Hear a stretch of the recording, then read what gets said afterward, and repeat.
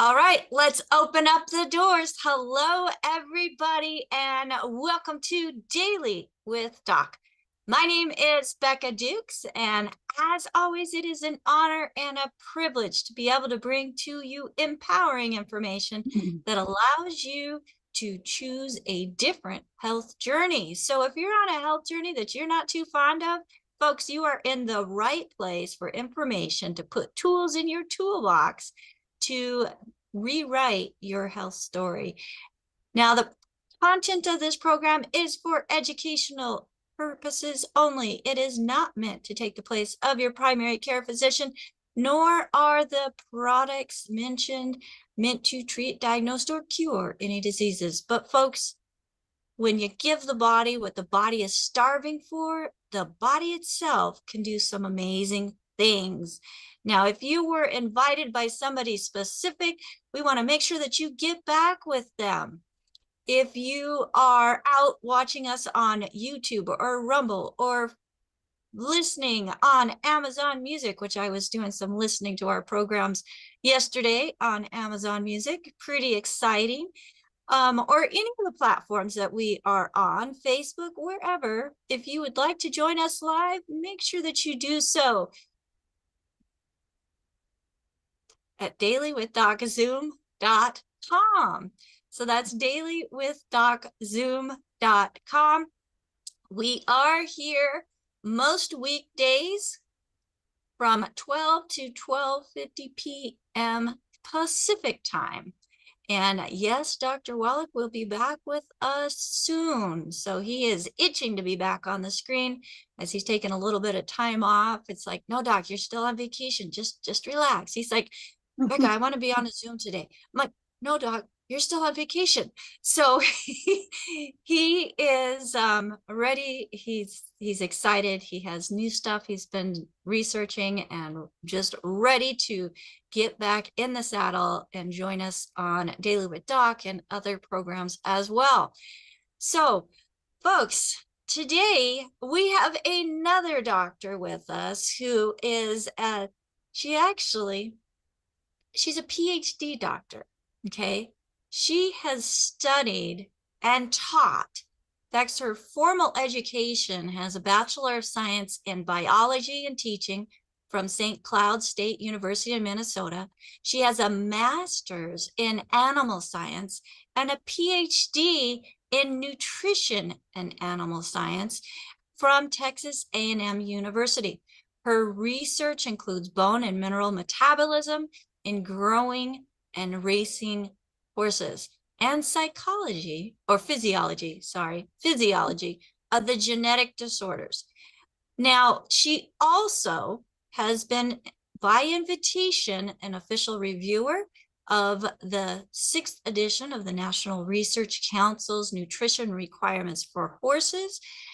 She is also a professional animal scientist on the registry, the American Registry of Professional Animal Scientists, and she was appointed as a diplomat to the American College of Animal Sciences in Animal Nutrition. Now, she has some pretty high honors, and she has actually had over 250 presentations at college levels, and she has written over 175 equine-related articles. Now, folks, you think about humans, you think about animals, okay? One thing that I know about Dr. Judy is she has always had a passion for equine, for horses, for animals. But when she started having her own health crisis, she started looking at her own and was able to use nutrition that she had learned about and connected it with Dr. Wallach and his formulas, and has a great story to share with us as well on that. That today we are going to be talking about water-soluble vitamins. Now, before we get into that, I do have to remind you that this program, or I want to remind you rather, that this program is sponsored by Daily with Doc. On our website, DailywithDoc.com, You can find replays from our previous programs, plus other helpful information, including Dr. Wallach's 2-part series of Somebody Should Go to Jail and the Good Foods, Bad Foods list. Now, if nobody referred you to this program and you would like to get some information about what you yourself should take, we have a awesome little tutorial type thing there on the website, but we also have an even more awesome team of certified holistic health coaches on our team waiting to take your call at 855-949-3377, or you can reach out to us through email by using that contact option. Now, again, that's for people that are not working with somebody already. They've not placed an order, because if you have, then you have somebody that is there that is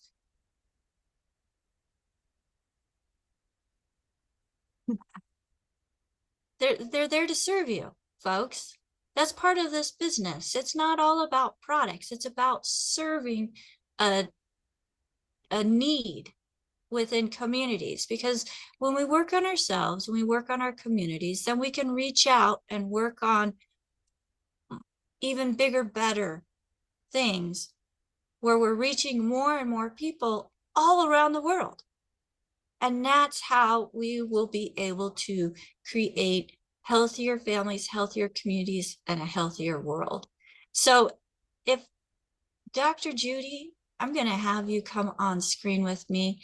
It has been such an honor working with you for the last, I think, 6 years, 5 or 6 years. 5.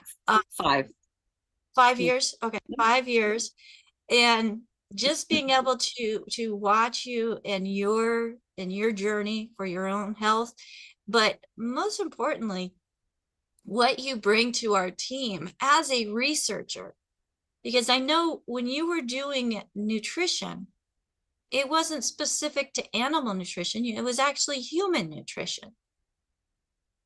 And then you went into animal sciences as well. So before we get into the main topic of today's program, share with us a little bit about you.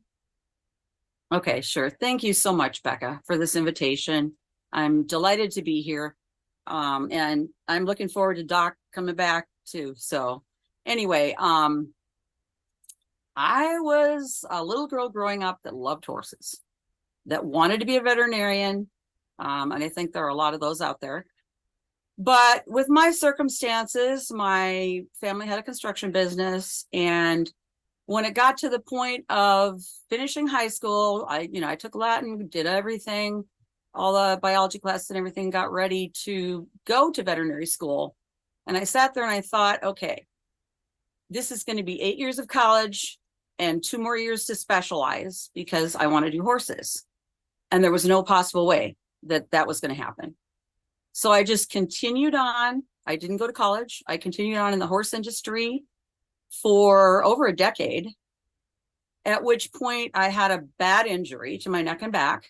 And I kind of reevaluated my life with a husband and 2 small children, and decided I needed more of a real job than just the horse industry. And I decided to go and get a bachelor's degree in teaching. And that's how that started.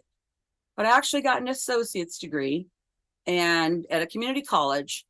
And I happened to be in a situation where there was a whole group of nurses being trained. So I was the only non-nurse going through a program where we did anatomy and physiology. And those were my interests. I always wanted to try to figure out what's going on. How can horses run so fast? What are their talents, and why, what makes everything work? So my first degree, I focused on anatomy and physiology, and that was human. There were no horse classes there. And then the bachelor's, again, it was at a school where there were no classes that had anything to do with horses. So I got the biology degree in teaching, and then either could have stayed there to get a master's, or I said, okay, if I'm going to more school, and I love being in school, you can probably tell. But if I was going to go to any further schooling, I wanted to go where there were horses. Okay, let's get serious here. So I checked some colleges. I ended up going to Texas A&M, and I happened to step into a huge project that was funded by the our government, basically. And it was about horses breaking their legs, bone strength in racing horses. You can imagine how horrible that is when we see that happen. And so I came into the second year of that, and we started with 60 racehorses, and we ran each of them 10 times. It took a year. So that was my first project. Then I got into another project, and that was interesting because it was actually an epigenetics project, because we had horses with a specific mutation, and then we fed them different concentrations of potassium. And by using a lower potassium diet, we were able to prevent these horses from being sick and sometimes even dying. So that was interesting. But then I got my dream job, and I was hired. And again, I was older than your typical college student by quite a bit. So when I came into this job, I was the first formulator for a major international food and feed company, and I was their first horse nutritionist. So when I came in, they already had a mineral product that had been designed in 1925, and then they had some other proprietary products that I was able to use, fats and some things like that. And so my goal was to create a feed and supplement program for horse owners, which I did, doing research at universities. First product I developed was a senior feed, because I had a horse at that point that was in his 30s. And so I did that first. But long story short, I did that for 14 years. And you couldn't have dragged me away from that job at all, except for the fact that from my earlier neck and back injuries, I was to the point where I couldn't travel as much anymore. I just really, I was lucky that I could stand for a few hours a day. I mean, that's how bad it was. And that's where Dr. Wallach comes in, because I was listening to Coast, and I had heard him a few times. And finally I said, you know what? As a nutritionist, I understand the whole problem with the cholesterol philosophy, and Doc's talking about all these eggs, and I'm going, I gotta figure this out. So that's what brought me in, and I was lucky to land in Becca's team from Coast. And so that brought me in. Okay, so at that point, just so everybody has a basic idea, I was taking probably 12 prescriptions. I had 8 or 9 specialists, and I had actually, which I'll talk about another time, but I had actually been diagnosed with MS in 2009. Turns out in my situation, I didn't actually ever have it, but they treated me with the wonderful treatments that they give you when they say you have it. And so I was a mess. I was a real mess. I would say, and Becca can probably help me remember this, but I would say in 6 months or more, I was so much better that it was just absolutely amazing. And I mean, I really haven't looked back. I don't take prescriptions anymore, and I don't go to specialists anymore. I mean, it's an amazing story. It's like Becca's story. There's one other thing that I'll throw in. Before Again, you go ahead. You don't take those anymore, not just because you quit. You don't take those anymore because you don't need them. Correct. I was on 3 blood pressure medicines.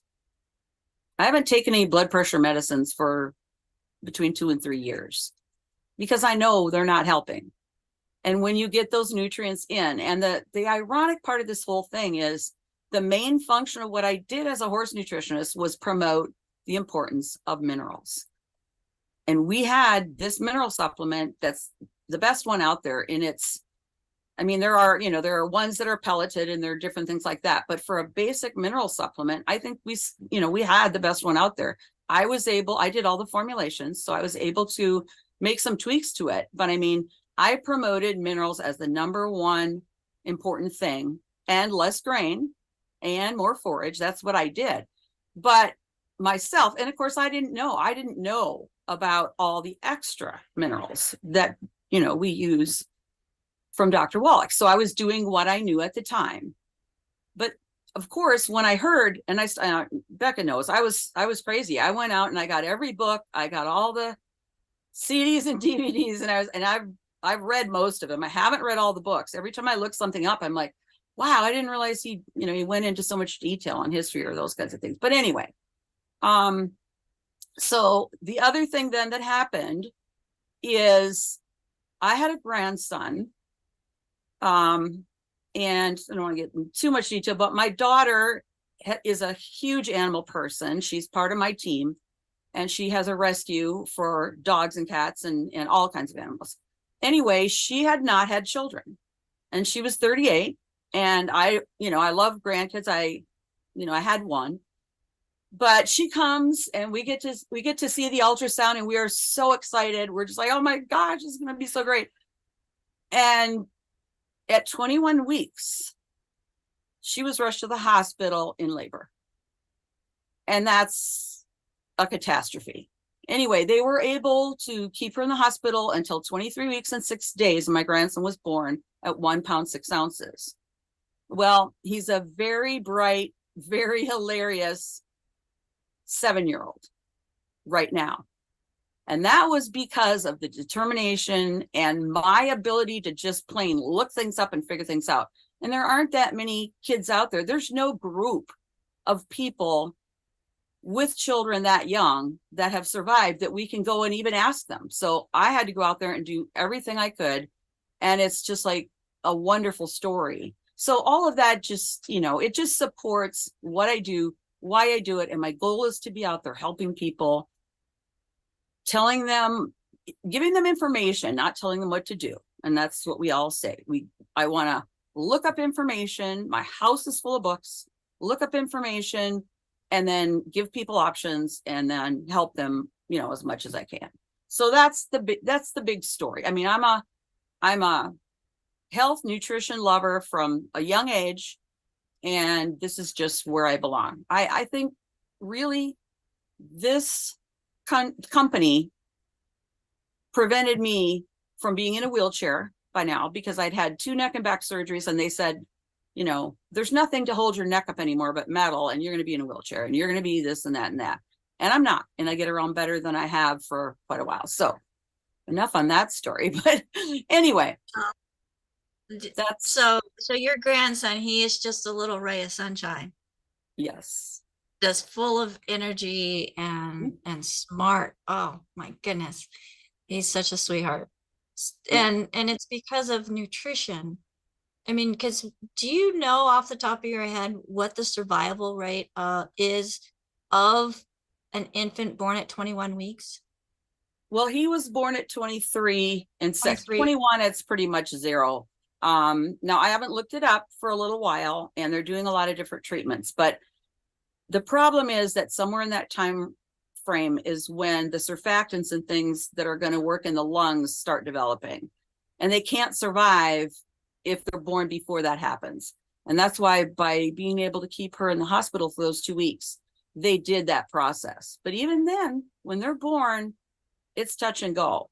And I mean, so he made it to 23 weeks and 6 days. And again, 1 pound, 6 ounces. They're so tiny. And I have, at some point, I will, do a talk on more on that, and I can show pictures, but it's just a crazy story. So It is. And he has been on Dr. Wallach's formulas now for 5 years, 4 years. Yes. So as soon as I got started, I mean, he was already born. That had already happened. Yeah. Before I got on them. But most of what you do at the very beginning with these ultra preemies is you make sure they're getting mother's milk, because they cannot digest formulas at all. They literally can't. And just so that people understand, if the mother is not able to nurse the baby, there are milk banks at the hospitals that have preemie programs. You can go and get milk. I mean, it's better if it's the mother, because the mother is making all those antibodies to all the things in her house and in her yard and everything that baby will be exposed to. So that's better. But for those, that's one of the main things I learned is I mean, it's almost impossible with formula for them. And then it's also the mom's diet being as good as possible. So, before we got into having these products available, it was make sure mom's getting what she needs and, so that she can make the milk. Right. Now, Dr. Judy, you yourself had tried other supplements and other programs, but for me, being a farm kid, I spent more time looking at the diets of the animals that I was in charge of and the nutrients and everything going into their feed than I did my own. Even though I didn't eat junk food and all that stuff, my thought was, okay, I'm growing my own food, grinding my own wheat, making my own breads and pastries, all of those things, doing everything that I absolutely possibly could from scratch, including raising our own beef, yet I was still getting sicker and sicker.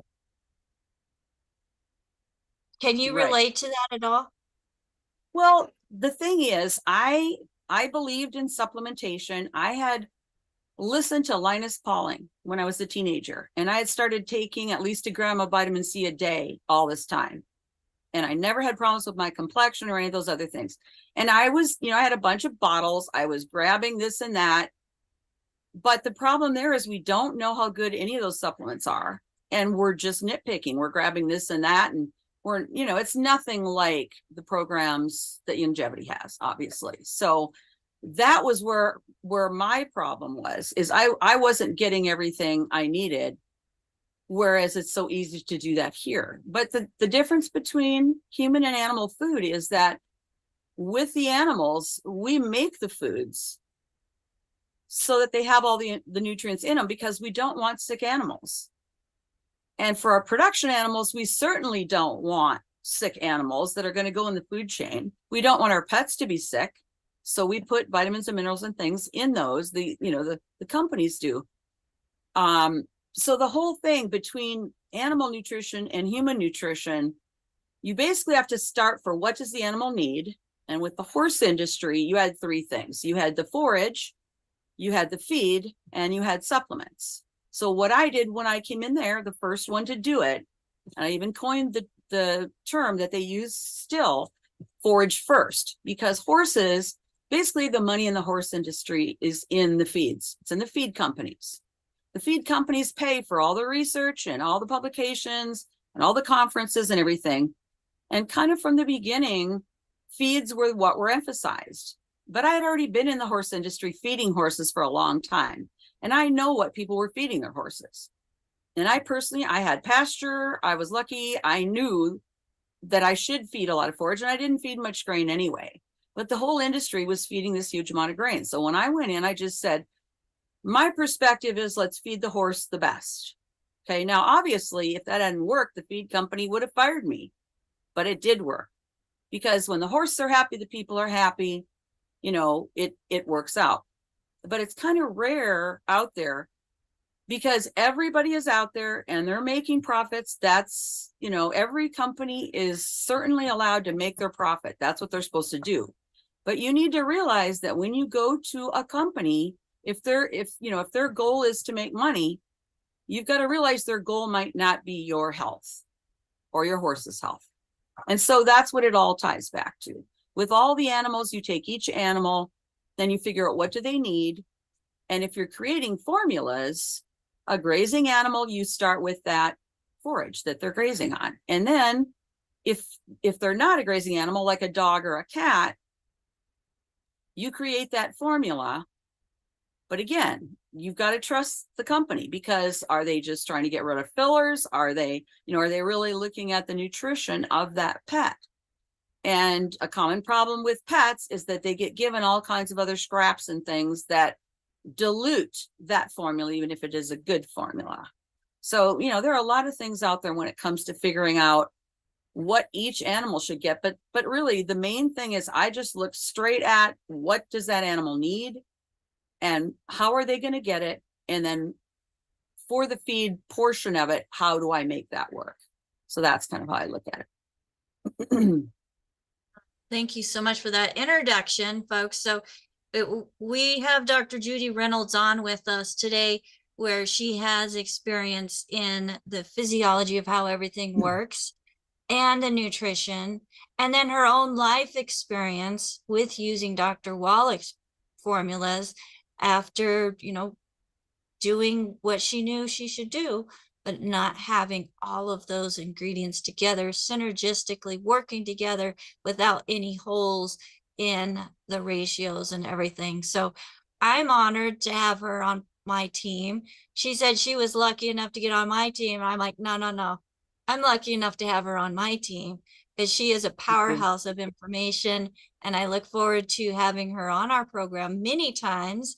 This is just the beginning, folks. So again, if you were referred to this program by anybody specific, make sure that you get back with them. If there is nobody to thank, you are more than welcome to reach out to our team. Go to DailywithDoc.com, use that contact option in the menu there. And especially if you have horses and animals and you want to get some information from Dr. Judy, make sure that you just let us know what you are looking for, and we'll make sure that we get you teamed up correctly. Now, Dr. Judy, water soluble vitamins. What are water soluble vitamins for those who do not know? And why are they important? I'll just do a brief thing on that, and then I've got some slides. Okay. Basically, the water soluble vitamins, we divide our vitamins into water soluble and fat soluble, because within our bodies, we have two types of tissues. We have water in certain parts of our body as the main component, like our bloodstream. And then we have fat, like for instance, in our nerves, in the brain, things like that. So there are two different things. So let me put my PowerPoint here. And there it is. Okay. Now, when I was going to start this topic, something happened in the industry that is a big thing, and it has to do with water soluble vitamins. This is why I thought of this topic. You all know that there are things in history that we do, especially in nutrition and health, where we do it for a long time, and then when we think, oh my gosh, why did we do that? We lost the first president of the United States through a technique that was very, very common called bloodletting. Whenever people were sick, they would let a bunch of their blood out, and he bled to death. So there are paradigms like that are out there. And, you don't know till you know. Well, here's the new one that has happened. And I'll read it for you. I know you're probably not going to be able to read it, but the main gist of this is that the whole serotonin theory, the pharmaceuticals that are created for depression, that whole theory has been debunked. They've gone through all the studies on it. It's been around for a very long time. And they're realizing, no, you can't just stop the serotonin with SSRIs. Those are selective serotonin reuptake inhibitors. You can't just stop that and have the person get better from their depression. And all of you out there can probably guess what might help with depression, right? So when this came up, and there are articles about this all over YouTube. This is a medical publication, but I went out and just checked to see who's been talking about this, and it's all over YouTube, even for the last 2 years. So it's out there, but I wanted to tie this in.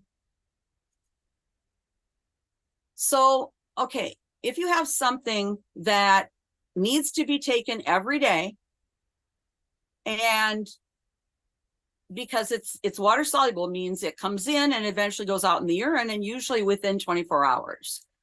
So things that come in and go that fast, obviously you need to eat them every day. You need to ingest them every day. But I went and looked at history, and look at this.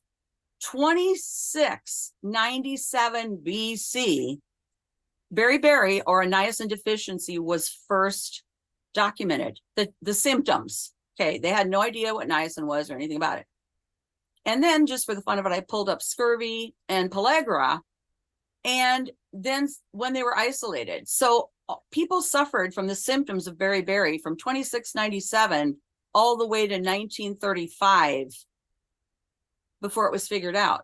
And with vitamin C, again, 1500 scurvy, you know, they're all the stories of the sailors and everything, because when they were on ships for long periods of time, they didn't get any vitamin C. And then 1928, isolated from orange and cabbage juice. They actually ended up giving a lot of those sailors cabbage rather than orange juice, because cabbage probably lasts longer. And then again, thiamine. And the interesting thing there, it was isolated from the bran of rice. And one of the main ingredients that I use as a fat and vitamin mineral supplement for the horses is called stabilized rice bran. That was the main component of my program. And as I'm looking back at it, we knew that that worked really well because of the fat in the rice bran. But now I'm going back and thinking, wow, that thiamine in there probably helped with calming horses and making them, you know, comfortable to be trained.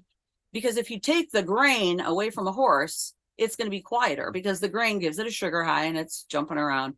But then, so two things, the different kind of fat rather than grain for a calorie source, and then the thiamine was in there too. So that was interesting. Okay. So let's look at the symptoms of thiamine. That was the third one on the list I just did. So it's called beriberi. Look at all the symptoms: dementia, congestive heart failure, MS, anxiety, hysteria, confusion, depression, you know, the neuropathies, paralysis. All of these things are from a lack of thiamine. So again, people are always looking for, oh, I've got this bad symptom, I'm going to have to create a drug or something. And all those are doing is stopping the body's normal functioning. And what it's really needing is whichever vitamin it is. I just got a few examples here. So niacin with the pellagra, it's known as the 4D disease: dermatitis or skin rashes, diarrhea, dementia, and then eventually death.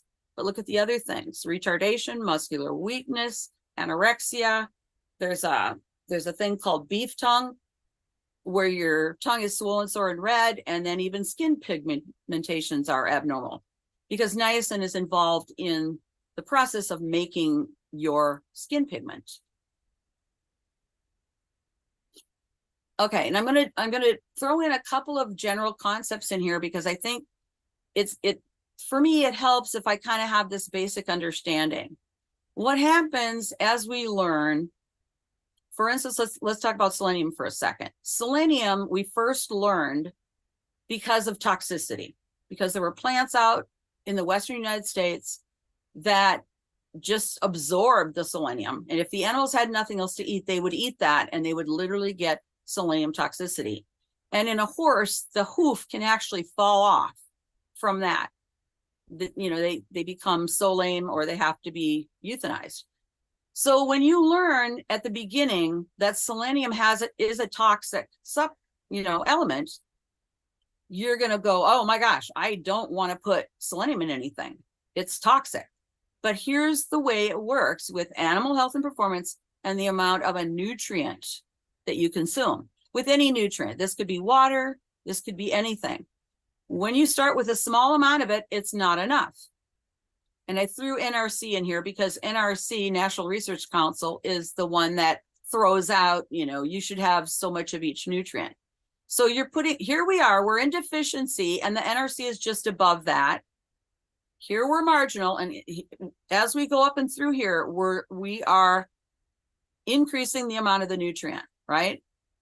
So then we get to this optimal range right here. And then again, too much toxicity and we can die. Okay. The interesting thing here is that the optimal amount, if it's really close together, if these are close together, as far as amount consumed, then you got to be really careful not to get too much of it. But if this optimal is a very wide range from here to here, then it's a fairly safe nutrient. And you can put the B vitamins into that category. Because again, you'll see in a minute, you can't store them in the body. So you take them, and that's why sip that tangy tangerine all day long, and you're getting little bits of it because it's a great source. Okay, so that's just a concept. Every nutrient can be not enough or too much. And we want to hit that middle ground, but we want to be as healthy as we can be with it. Can I ask a question real quick, Dr. Judy? Sure. Because you Yep. mentioning selenium and toxicity. You're not saying that we should avoid selenium altogether. No, let me expand on that. And Dr. Wallach did the research that forced the FDA to allow selenium in baby formulas and things because it is a required nutrient, and people weren't getting it. And there were 3 or 4 different diseases, and I should, not say disease, but symptoms, problems that were a lack of selenium. So what we need to do is get that correct amount, right? Yeah, you're absolutely right, Becca. Like I said, every nutrient, you can have too little of it and too much of it. And it's even true that some things like arsenic, that people think, oh my gosh, arsenic is always bad. You need a very small amount of arsenic. And in epigenetics and maybe Hell's Kitchen, Dr. Wallach goes through that information of actually what arsenic is needed for. So we have this, we just have this conception. Like if I went through and asked a bunch of college students, I would give them the names of minerals and say, okay, which of these are good and which of these are toxic? People would put them either as a good or bad mineral. Well, they're not. They're all required. It's just we've got to get the amount correct. Make sense? Yes, thank you so much for going deeper into that. Yep. Okay. So, and this is, I'll just quickly do this, and with the recording here, you can go in and read these slides in more detail. I'm not gonna, spend a lot of time on them in this way, but we know what vitamins and minerals are needed for. Basically, we're taking a big chunk of food and we're breaking it down to all of its components so that we can then put our little tag on it that says, this is part of me instead of part of not me, so that we can rebuild it into our own body tissues. And that's the only way that our body can defend itself from things that are not supposed to be in our body. So that's why I have to go through that whole process.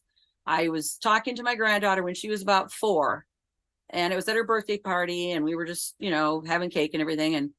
And I started talking to her about that, well, why do you think we have to eat food instead of just, putting something where we want it from its source? Anyway, and it was funny. So I was telling her, okay, it goes in and we chew it and we do all these things and we break it down into these tiny little pieces, and then we can move it around where we want it, and we can put it into our own tissues and grow muscle or whatever we want.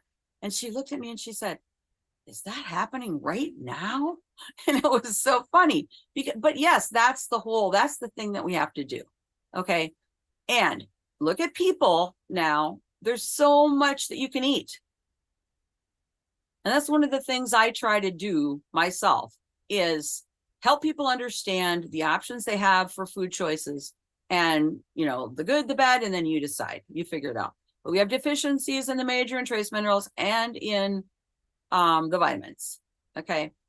And super important that we get things in the right proportions, because, calcium and phosphorus, zinc and copper, these are certain relationships that we learn about because they're some of the most important ones.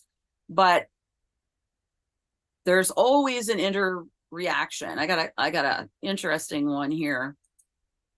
This is a diagram that's been in animal science manuals for a very long time. And they took a few important minerals and they drew relationships between them.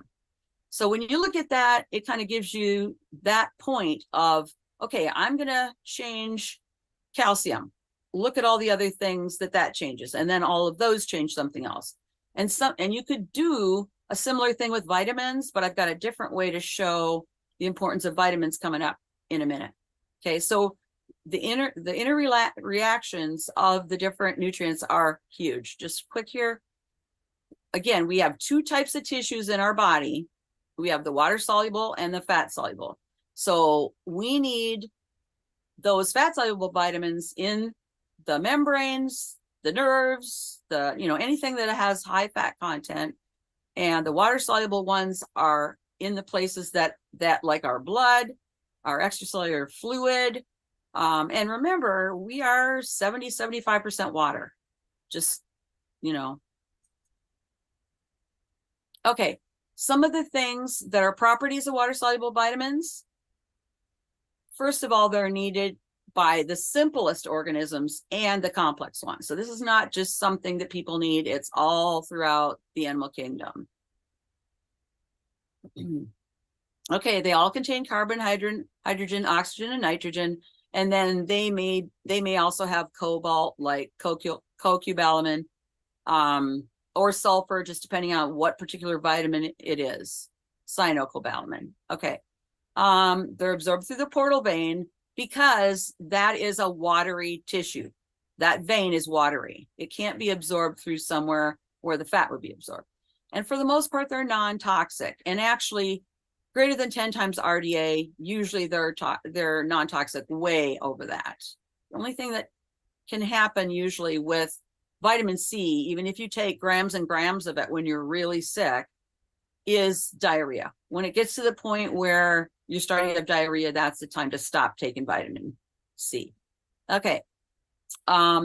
We can't store the excess, so it's excreted in the urine, and that's why we have to have it every day. So you're getting symptoms rapidly. And again, if we go back in history and think about it, the things that you need every day are the most likely to be the things you're going to see the soonest. And I think that's why it ties into those things being seen so long ago. Every diet, every day, every diet, and they usually don't have precursors. That just means they're going to be absorbed as they are. They don't usually come from breaking down or putting together two other things. They just come in the way they are. Okay, sources of B vitamins. I already mentioned stabilized rice bran is the highest natural source. Yeast is a good source, and then people put B vitamins in. And one of the key things that happened in history, as we all know, is we started taking the bran and germ off of our grains because they would go rancid so quickly. But then we would have white flour, not much nutrition there at all, and then it would refortify, but it's not the same. It doesn't do what we would want it to do in that case. I have a question on this, Dr. Judy. Yep. So you have yeast as a good source for B vitamins. Are we talking any yeast or brewer's yeast? Brewer's yeast. Brewer's yeast. Okay. Brewer's yeast, and that is a big thing in the past in animal products, for animal feeds. That's been a big thing. We have to look at each source. There are all kinds of sources of yeast now. There are all kinds of different ones, but we need to look at that and look at, are there other parts of that we don't want to use? Okay. And then what I'm saying is they refortify with B vitamins on our white flour and, all those kinds of things, but we don't want to do that because it's not the same. It's not going to result the same way it's not going to give us what we're trying to get. Okay. And then just so you know, ruminants have bacteria in the rumen, horses have bacteria in the cecum, and we have good bacteria that do produce B vitamins. Obviously, if we're not absorbing our food correctly, or if we have any kind of dysbiosis problem with the bacteria in the gut, we're going to have a problem with getting enough B vitamins. Okay, just so people are clear on that. Now, there is somewhat of a debate on how much of the B vitamins that are produced are actually absorbed after that in people, and it varies by species. So hopefully there'll be, new research coming up that will tell us a little more about that. But, one of the main things I always talk about is that when you're trying to do human research, you really can't control all the other variables. That's one of the main things I talk about is with animals, we can control the situation. With humans, we really can't. So if someone brings you a paper this wonderful paper and all these, you know, they all did this project. I can find you another paper that resulted in exactly the opposite, almost 100% of the time, because neither one of those studies could they actually ever completely control what those people ate. So it's just something to keep in mind. It's really difficult to interpret the human literature compared to the animal literature. And obviously, you're going to see in just a minute here what the diagram of what the B vitamins do. Okay, not putting this up so you have to learn it or anything like that. But for each of these, it's what other things they've been called. Thiamine is B1, riboflavin B2, things like that. And then these are the main things. And if you look here, almost all of them say metabolism. Basically, that's when we break down our food. And there it is. There's the wonderful diagram. Again, not so that you have to learn it or memorize it. But if you've taken chemistry, you're about to get a headache right now, but you don't have to. We have our amino acids. We have our glucose, the carbohydrate, as a carbohydrate, obviously, and then our fatty acids. And if you look at, we're trying to get energy. This pointer disappears sometimes. We're trying to get energy down here. We have to get energy out of our food or we won't be doing anything at all.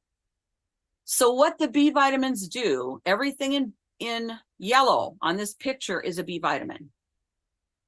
So you can imagine. And a lot of these, sometimes another vitamin can jump in there and help, but for the most part, if you need thiamine, you need thiamine. And so look, you know, in order to get everything, our amino acids, our carbohydrates, or our fats broken down, we've got to have those B vitamins. And we got to have them every day. Okay. Questions? I'll just leave that up for now. I think that's my last slide. So yes, we do have a couple questions. And going to toxicity levels. So we've got a question wanting to know, how do we know how much or what is recommended for too much selenium or selenium? I don't know if you know that answer. And then the same question is, how do we know if we've got too much copper? Okay, for every nutrient, there are tables that are available that we start with. But you can't answer for an individual person. You basically look at body weight, age, lactation or not, workload or not. All those different things have to play in. So you have to go and look at the tables to try to figure out what you're trying to do. And then remember, when you're doing, for instance, if I was going to create a supplement, I would have to know how much of the total needs of that person are going to be provided by that supplement and how much would already be provided by the other foods that that person eats, right? Mm-hmm. But here's where the problem comes in, because sometimes when those tables were made, we had more nutrients in our soils. We had more minerals in our soils. And I mean, we already know that in 1936, the Senate said, we're already worried about the amount of minerals in our soils. That was a long time ago, okay? Getting close to 100 years. So we know our soils and everything are deficient, and we can't expect any particular piece of ground that grew that apple or that whatever, asparagus, whatever you're eating, we have to pretty much assume that a lot of that is not going to be included. So when we do a supplement, again, for instance, if it's for horses, we are going to provide the minimum requirement in that supplement, all of it, the minimum. Because what happens is a regulator will come in and they will take that product and they will take it to the lab and they will analyze it. And we cannot be sure that any food component or feed component, like for instance, the rice bran or whatever we put in that product, we can't assume there are any vitamins and minerals in there. So we put the full amount in the product. Okay, and I know I can't give you a, actual amount for that kind of a question, but that's the beauty of the longevity supplements, because when they formulated them, they did that. And that's why it's by body weight, which you'll notice most supplements don't go by body weight. And it would be better if they did, right? Okay. All right, thank you so much for that. And now we have a question. Oh, actually, we have an individual with her hand up. So let's call on Michelle. Michelle, go ahead and unmute yourself. Hi. Okay, so Hello, quick Michelle. question. I have a B1 deficiency. So I was misdiagnosed 56 years ago on December 1st with type 1 diabetes. I truly have beriberi. It's been proven now. So I cannot absorb B1. Any suggestions of how I can do that better? Okay. Did anyone tell you the mechanism for why you can't absorb B1? Yes. Transketolase is not in my body. Okay. You need to find an enzyme source or see if there's an absorption issue for other nutrients your body needs in order to do that process, because Okay. literally it's an essential vitamin. Yeah. I mean, I know a lot of people will say, okay, I've been told that I can't take this vitamin or that vitamin or whatever. But if you're not getting enough, well, you know, you saw all the things with beriberi. So if you're not getting enough, you're going to have a problem. Yeah, and I have cardiovascular, blood sugar, eczema, psoriasis, all of those. They've dissipated using the longevity nutritions mostly, but but I'm still having problems regulating the blood sugar. So right, and there are, you know, there are a lot of things that can be done for the blood sugar issue, but okay. you do have to do digestion first. And I know a lot of other people who come on here and talk are going to say the same thing. And let me just give you a visual about that. When we eat food, it technically is not in, it's going through our body, but it's technically not in our body. It's in a tube that goes through our body.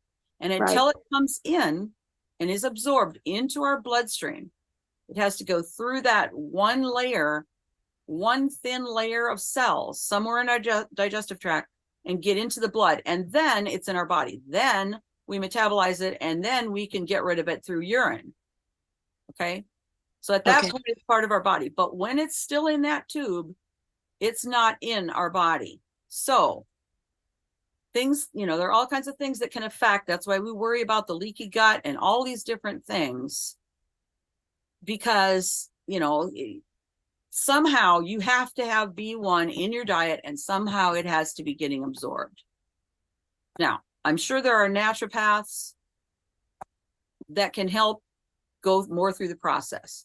But what I did in my research with the potassium was, by keeping the potassium low, there was a defective sodium channel in the muscle cell membranes. And by keeping the potassium low enough, there wasn't a leak and the horse was fine. But what happened, if you fed too much potassium, there would be a leak. That membrane was formed incorrectly, with the wrong amino acid. It was formed incorrectly. So when a certain amount of potassium was in the blood from the diet, that would start to leak, and then that would open, and it would cause all these tremors, and those horses literally could die of heart failure. So the diet was manipulated so that even a genetic mutation that could kill them could be controlled by diet. And that's the type of thing that you need to be looking for. Okay. Okay. Thank you. Yep. Thanks for the question. All right. Thank you so much, Michelle. Now, Dr. Judy, you had mentioned enzymes. Is there specific enzymes? Is the ultimate enzyme offered by longevity? Is that the type of enzyme that you're talking about? We'd have to look and see what is in that formula. I don't know if there's a one specifically for B1, but I mean, we know we have bile and we have the other enzymes. So we'd have to go through that on a case by case basis.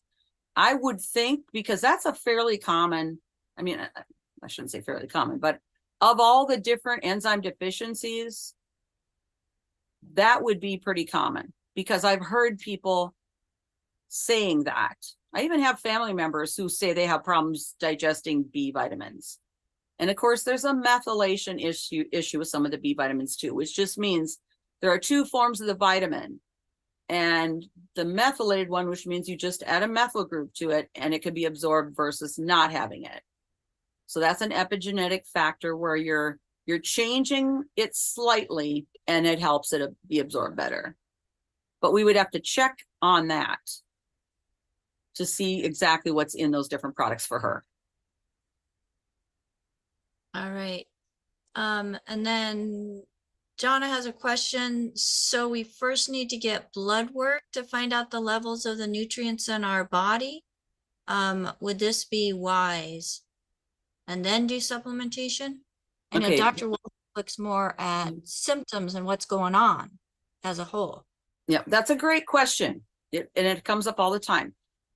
Our blood has a specific purpose, and that is to move the oxygen and the nutrients to all the cells of the body, and then remove the waste and the carbon dioxide from all the cells of the body and get rid of it. That's the purpose of the blood. And because of that, there are gradients of nutrients, especially if you think of oxygen. You know, oxygen is only going to leave the blood and go to the lungs to get rid of the carbon dioxide if there's less of it where it's going and more of it where it's coming from, right? It's diffusion. You have to have the right amount of things in the blood. And certain things like pH have a very narrow range in our blood. So our blood is not a good indicator of a lot of things that happen in the body. If it's something that, like, we can get fasting blood sugar, we can do some of those things.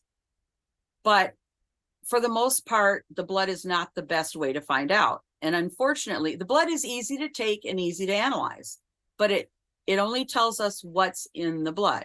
And that might not be, for instance, if you need some information from the liver, you may have to do a biopsy to get it. And nobody wants a liver biopsy, you know. But so for each individual thing, it's got to be, is that something that my blood can tell me or not? And for the most part, it's not. And that's exactly why we do look at symptoms. And I mean, right now, one of the huge tests that everybody does is the cholesterol test. The big thing about cholesterol, just real quick, it's one of my pet peeves. Cholesterol, it was a mistake, and it was fraud, and it was people trying to sell oils versus natural butter and milk and eggs. And that has caused all kinds of medical problems for over 60 years. It might be 70 by now. So when you go in and get a cholesterol test, it's not going to help you. Okay? It's not going to help you. So again, you've got to look at what symptoms do you have and what things need to be looked at. But lowering cholesterol does not help prevent heart disease. It doesn't. I mean, people thought it did for a long time. It doesn't. So again, it's a great question. Depending on what you're looking for, a blood test might help you and it might not help. One of those great answers. Yeah, one of those great answers. Well, and then I know what you ate last week is going to be reflective in what your blood test shows this week too. So, well, there's sort of yes and no, because remember, your B vitamins and vitamin C are gone within 24 hours. So if I ate a bunch of vitamin C tablets because I thought I might be not feeling good, it might help me get over a cold, that would not still be there in a week. You see what I mean, Becca? But there are things, there are some things. And most people say that we regenerate all of our cells within seven years. Every cell in our body, 7 years from now, will be a different cell. Some regenerate very quickly in places where, for instance, our stomach, there's acid right there. We better be regenerating those cells very quickly, or the acid would eat right through them while it's digesting our food. So, wow.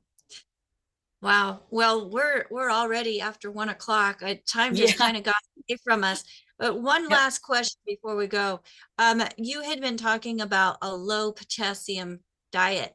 And the question is, should that be, or should we all reduce our potassium intake, or is that something for specific animals or people, whatever? I mean, people Again, are. great so- question. Because horses have a primarily forage diet, and forage is very high in potassium.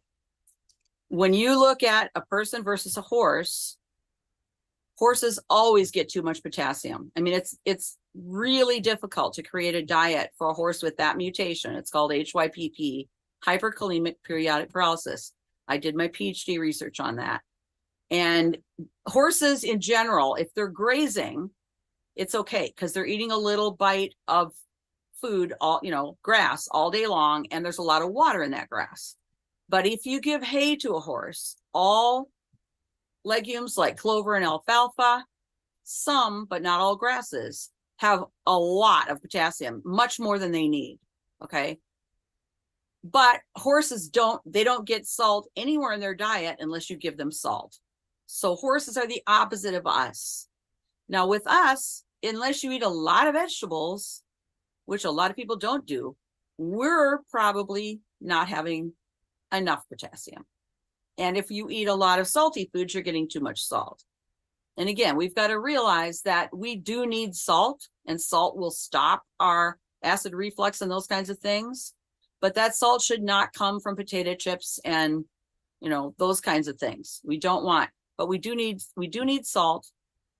And people are almost always deficient in potassium, and horses are almost always too high in potassium from their diet. So that's a great question. Again, it's specific to each animal, how we're going to look at it. Concepts are the same, but you look at what is in the base diet and then what we need to do to change it. But I'm glad you clarified that, because I don't want people thinking that that works with people too. That was an example for horses. Yep. All right. And then we have another horse question coming from YouTube and wanting to know, because I know with us, we fed oats to our horses. Yep. Is gluten bad for horses? And that's a great one too, because, you know, the whole time I was working in the industry, I did use some things like wheat germ and the, you know, the parts of the wheat that have the gluten. And we weren't aware of it. We you know, we didn't know if it was an issue or not. I think it may be less of an issue for the simple reason that they may have had, you know, a third of a kitchen measuring cup or less of that product in their feed, and then they're eating 30 pounds of hay. So that's something I'm looking into. I'm trying to figure out. I'm not formulating feeds right now for anybody. I'm no longer, I retired from that position. But as far as oats for people, don't recommend it because it has gliadin, which is part of gluten. As far as oats for horses, the issue with oats for horses is that they don't have a lot of balanced nutrients, and they're a little higher in fat than you would think they would be, but they give the horse a sugar high. Okay, they're like 53% starch, and every time you feed oats, hour and a half to 2.5 hours after the meal, they have higher blood sugar. And if you're using your horse for performance, whatever you're using it for, you don't want to go on that trail ride right when they're having that high sugar. So that's the issue with oats. What I found is that racehorses are the only category of horses, not even eventers or any of the other high performance horses, need oats, need the starch from oats to perform at their best. The racehorses do. They need a little bit of starch and oats in their diet, compared to all the other horses do just fine with no grain, with fat supplements, protein supplements if necessary, vitamin, mineral supplements, and a good quality forage. So I hope that helped. Yes, thank you so much. Well, I know we have a lot of topics that you can touch on, that we have many, many questions. In fact, we have one that has to do with methyl groups. So if that's something that you would like to speak on in the future, there's a request for it. Whatever people are asking about. I mean, nutrition is a very complex science, but I think when all of us are looking at our health, this is something important. And I'm actually working on a nutrition series that I'm, gonna start doing, and I'll be glad to do whatever topics your audience wants. Fantastic. Awesome. Awesome. And folks, if you would like to get a hold of Dr. Judy, go to DailywithDoc.com, use that contact option, and you can reach her through our website. So DailywithDoc.com, use the contact option in the menu, and we'll make sure that we get the request and email to her. And wow, we are way over. But hey, that's okay, since, Doc doesn't have to be on his next program. We've got this doctor here with us today. Thank you so much, Dr. Judy Reynolds, for being here with us, being an advocate for all of us, and in the importance of nutrition, and having your own life story to be able to support the use of it. So thank you, thank you, thank you. We appreciate you. Great presentation. I love it. Thank you. And if I could have my co-hosts up on the screen with me real quick, I just couldn't do this without them. Thank you so much, AJ, for all that you do. Of course, he didn't come up first. He always saves himself for last. As he's making sure that our streams get out to the different platforms. And I'm very thankful for that. For Sherry and all that she does, and making sure that people get into the room on a timely manner.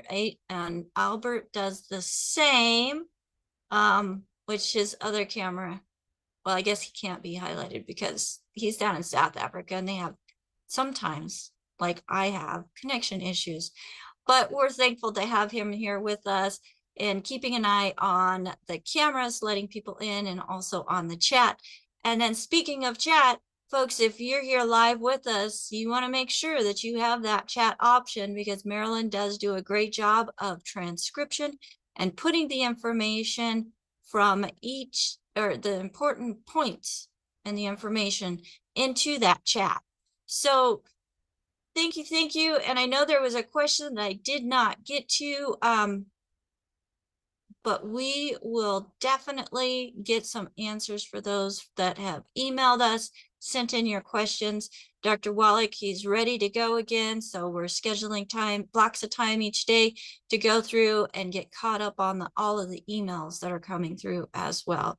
So folks, thank you so much for joining us here on Daily with Doc. My name is Becca Dukes, and as the hostess of this program, I am confident that you yourself will be able to glean something from this information, whether it's for yourself or share it with somebody else that you think would be able to take and find value in it, and make adjustments in their own health, so that they too can write a different health journey.